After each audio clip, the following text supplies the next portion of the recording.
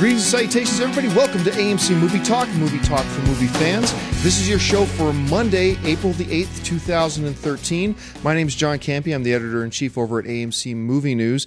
And you might have noticed I'm not in my usual surroundings. There is no Amy Rose. There's no Dennis. There's no Ashley. There's no Jenna. There's no Chris Lee. There's no John Schnepp. There's no anything. What's happening right now, I'm actually currently in Las Vegas, Nevada. I'm here for the annual NAB conference. It's a big conference on National Association of Broadcasters, and I'm here to check out all the latest cool video gear and technology to hopefully improve AMC Movie Talk. So that's where I am. And we decided, hey, you know what? Instead of taking a couple of days off for the show, we thought we would just plow ahead, and I would do it from my delightful hotel room in Planet Hollywood here in Las Vegas. And, you know, keep interacting with you guys and keep the show going for the next 2 days. Now, I will be back in studio on Wednesday, so just in 2 days. So we've got today's show I'll do from here in Vegas. I'll do tomorrow here in Vegas as well, and then we'll be back in studio with the rest of the gang on Wednesday. So there's just a couple of items in the world of movie news I want to get you guys caught up on, and then we will just do a few mailbag questions, and that will be our day. First thing that came in is this. Avatar producer John Landau is actually here at the NAB conference, the same one I'm at, and he revealed that James Cameron will be adding an extra bit of realism for the underwater scenes for the sequels to Avatar, and that because we know that a lot of the stuff in Avatar 2 will deal with underwater stuff. Well, John Landau revealed that Cameron will actually be doing underwater motion capture. Now, motion capture is the technique that Hollywood uses today, where the animators don't just do all the animation of what the characters are doing, but rather they get live actors. Andy Serkis is famous for this. Andy Serkis, who played King Kong, and he played Caesar in the Rise of the Planet of the Apes, and of course, most famously, he's Gollum in the Lord of the Rings films. And what they do is they put this suit on actors who actually physically do the performance of the animated character. Now, James Cameron utilized this technique, obviously, for Avatar, but what has never been done is underwater motion capture, where they'll actually, I guess, get the actors underwater, submerged, with sensors on them. Now they just use sensors so that the computer actually tracks where the sensor is, as opposed to visual cues with like the big blue balls as reference points. So this is very possible. This is a new technique. I think it'll serve them well. I don't think it's that big of a deal because it was the next logical step. If you're going to do motion capture above water, you're going to have these characters underwater. Use motion capture seems to make sense. So I'm very curious to see what James Cameron does. I do love the fact that James Cameron is not afraid to push the envelope when it comes to this stuff. I'm not the world's biggest Avatar fan of the first film. I thought the film had its problems, but what you cannot take away from it is the lengths and the new techniques and everything that James Cameron uses. All right, now getting back to all the drama going on with the new Natalie Portman film, Jane Got a Gun. Now, we've talked about this on the show before. Jane Got a Gun is Natalie Portman's new Western. Originally, Joel Edgerton from Warrior, he's amazing in that film, by the way, was supposed to play the villain, all right? Michael Fassbender, Magneto in X-Men First Class, was supposed to play the good guy. And what happened was, last minute, Michael Fassbender had to leave because of scheduling conflicts with X-Men Days of Future Past. So Fassbender's out.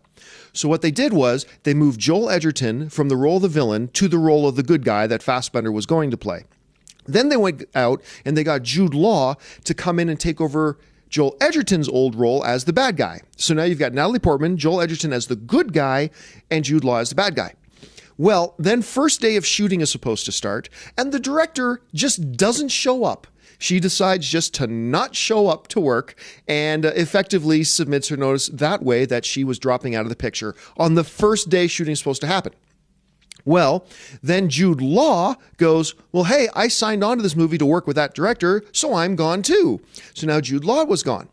Well, now they have replaced Jude Law, and it seems like they're ready to go. Now, they replaced the director with Warrior director, who worked with Joel Edgerton in Warrior, Gavin O'Connor, who's a great director, by the way.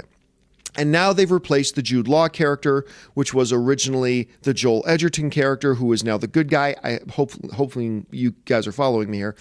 But now the villain of the film will be played by Bradley Cooper. Now, I'm a huge Bradley Cooper fan. I've loved this guy ever since he was the odd man out in Alias. I loved his character in Alias. I was actually one of the very few people who was really cheering that Sydney, played by Jennifer Garner, would end up with Bradley Cooper's character. It didn't work out. I think he's a really underrated talent, and it's really neat to see the way his career is going now. Now he's getting the recognition he deserves, and I think Jane Got a Gun just got a whole new lease on life.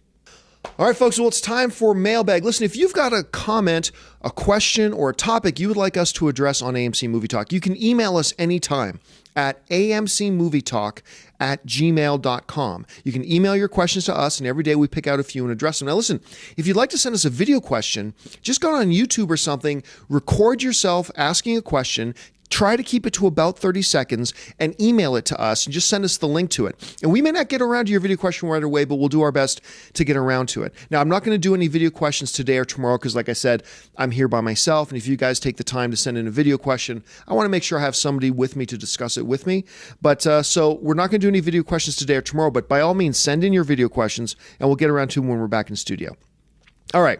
This first question comes from Brian F., who writes, "Hey guys, I love the show. I know everyone always talks about how they want to see their favorite cartoon character or video game be made into a movie, but like John always says, they may be overestimating the size of the fan base. My question is, do you think they should make a new Super Mario Brothers movie? Everyone at least knows who Mario is, and nowadays it's possible to make an amazing movie out of it." Okay, number one, I say this all the time too. Yeah, most video game movies suck. Don't overestimate the size of the audience and the fan base. But it's possible to make any concept into an amazing movie. If you you can make a movie about me going to buy an ice cream cone. That's the movie. But you get an amazing script, cut together an amazing trailer, put in world-class actors and director, and you can make a great movie out of it. Because, you always hear people say, I get these emails all the time, where it's like, hey, make a movie about my favorite comic book character, Lethargic Lad. I don't actually have a lot of people saying they should make a Lethargic Lad comic, but follow me here. Because I think it could be amazing if you have a great script and a really good director and a great cast. Well, yeah, but if you give any concept a great script with a great director and a great cast, you have a pretty good chance of making a good movie. The whole question, though, is, does your starting concept get you off to the right foot? And listen, I do always say that, hey, look, don't overestimate how popular your favorite character is, because just because you and your friends like it doesn't mean most other people like it. With Mario Brothers, you're right. Everybody knows who the Mario Brothers are. But just because people know what the character is, that doesn't necessarily mean the current movie-going fan base is interested in seeing a movie about that particular character. Like, everybody knows who Goofy is. We all know who Goofy is. But really, what are the chances if you go out to the vast majority of film audiences and say, hey, are you interested in seeing a full-length feature Hollywood movie live-action movie of Goofy? Most people will probably say no. And I have the feeling that as much as we all love Mario Brothers and we all know who Mario Brothers are, I have the feeling if you gauge the temperature of the vast majority of the movie-going audience, I just don't think most people, I know I'm not, even though I love the Mario Brothers, I don't think most people would be interested in another Mario Brothers movie at this time. Maybe I'm wrong, I'm glad you do, but I just don't see it happening. All right, our next question comes from James Ali, who writes, "I'm a fan of the show. Keep up the good work." Thank you very much, James. "One failure of the Fantastic Four movies was that the Thing mutated abilities showed half of his superhuman strength, and his scrawniness did not make his abilities seem believable compared to the comic book counterpart. I believe the Thing needs to be larger and show more of his super strength in the upcoming reboot. So, would it be wise to use CGI for this character? It worked for the Hulk in Avengers. What do you think?" Thanks for the question, James. First of all, there were a lot of problems with the Fantastic Four movies. I don't actually think the Thing was one of the problems. Michael Chiklis is the Thing, and the way they did the Thing, I actually thought was one of the things in the, pardon the pun, was one of the things in the Fantastic Four movies that actually kind of worked okay. Now, you and I know they didn't show off the comic book level strength of Thing, But remember, the vast majority of the movie-going audience hasn't read a Fantastic Four comic book, and they don't know how strong Thing is supposed to be, or necessarily how large he's supposed to be. So, all things considered, I actually thought their rendition of Thing fit well into their movie universe. Even though their movie wasn't very good, I thought their incarnation of Thing fit into that universe that they made, and I thought Michael Chiklis was actually one of the stronger points of Fantastic Four. But on to your other question about in the Fantastic Four reboot, and for those of you who don't know, they are rebooting Fantastic Four. Fox Studios is rebooting it. They brought on Josh Trank, who did a great job directing Chronicle, which I thought was amazing. So he's going to be directing it. And apparently Matthew Vaughn, who directed X-Men First Class and Kick-Ass, is going to be producing the new Fantastic Four. So just to get you caught up to date on that. I love the idea of a CG thing. I really, really do. Now, I'm not going to cry myself to sleep tonight if I found out they're going to use another costume for the Thing. I think that can work. But you're absolutely right. I think the Thing, or the Hulk in Avengers, proved that a full CG character that's supposed to be a big brute can completely work. And I think the design of the Thing could look amazing. So I would love to see an all CGI thing. And honestly, I do think they're going to go in that direction. It does make the film more expensive because, all things considered, Hulk wasn't on screen, for an hour in the Avengers. It will make things more expensive, but I do think that's the way they're going to go with it. All right, our next question comes from viewer Chelsea Rice. And Chelsea writes, now that Wesley Snipes is free, but on house arrest until July, do you think there's enough to salvage for a Blade reboot? Considering there's still being an attraction to vampire and zombies, do you think an older Blade could work? I think for a long time, a lot of people wanted to see another Blade movie, but I don't think it's going to happen. And the reason I don't think it's going to happen is not because I don't think Wesley Snipes can pull it off anymore, but Blade 3 was terrible. The last Blade movie we had all those years ago was just awful. And the fact of the matter is it really didn't make anything at the box office. It was a huge drop from Blade 2, which kind of showed that the audience, the vast majority of the movie-going audience, was kind of tired of Blade.